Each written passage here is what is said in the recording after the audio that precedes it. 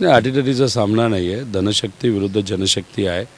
धनशक्ती ही अजितदादांकडे आहे, मलिदा गँग अजितदादांकडे, लाभार्थी अजितदादांकडे, अहंकार मीपणा अजितदादांकडे आहे. साहेबांकडे विचार आहे, सामान्य नागरिक आहे, स्वाभिमान आहे आणि निष्ठावंत कार्यकर्ते आहेत.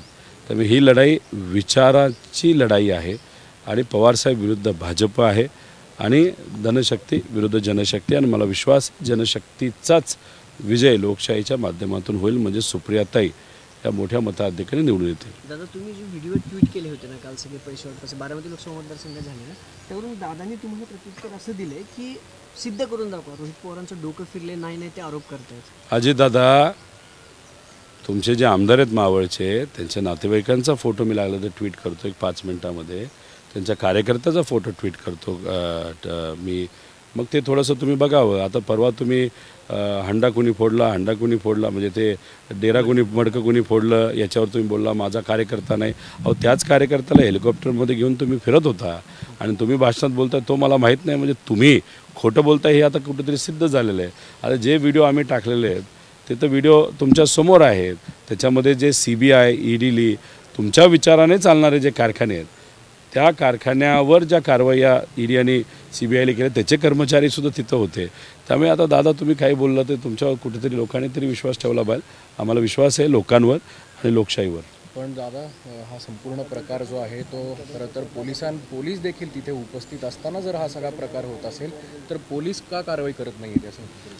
नाही, आता काय सरकार सत्ता हे कुठंतरी आहे, पण पोलिसांनाही मी विनंती करणार आहे, या गोष्टी थोडी आम्ही विसरणार आहे. आणि सत्ता आल्यानंतर ज्या लोकांनी लोकशाही विरुद्ध काम केलेलं आहे अशा कर्मचाऱ्यांना सुद्धा आम्ही येत्या काळामध्ये सोडणार नाही.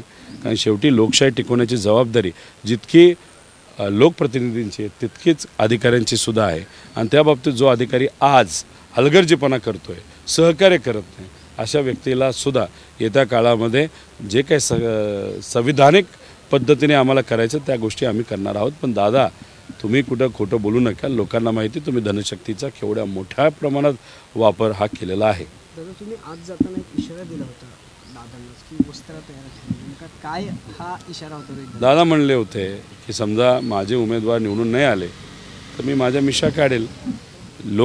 तुम्ही धनशक्तीचा वापर करताय, लोकशक्तीवर आमचा विश्वास आहे. 4 जूनला सुप्रियाताईच तिथं निवडून येणार आहे, त्यामुळे त्यांना वस्त्रात तयार ठेवावं लागेल. सुप्रियाताई निवडून येणार मताधिक्य किती असेल? कारण तुम्ही सगळी यंत्रणा राबवली. माझा अंदाज आहे कमीत कमी 2 ते 2.5 लाख असेल लीड.